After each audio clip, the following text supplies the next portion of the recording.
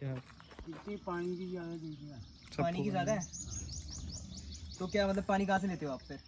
पानी आता है वो सर्दियों में आता है, गर्मियों में अच्छा नहीं है तो आप कहाँ से लेते हो पानी ऐसे? मुझे खरीद के। अच्छा खरीदते हो फिर पानी? हाँ अच्छा पीने वाला। हाँ हाँ। तो और क्या फिर दिखते शिखते और बताओ जो आपको लगता है कि नहीं होनी चाहिए।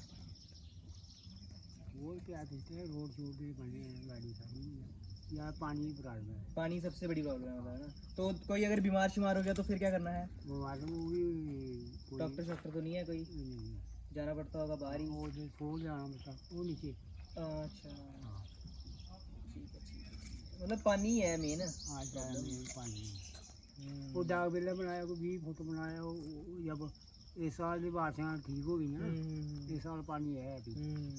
जब बारिश ना उन्होंने तो पानी नहीं आता, फिर मुझे लाना पड़ा टैंकर से।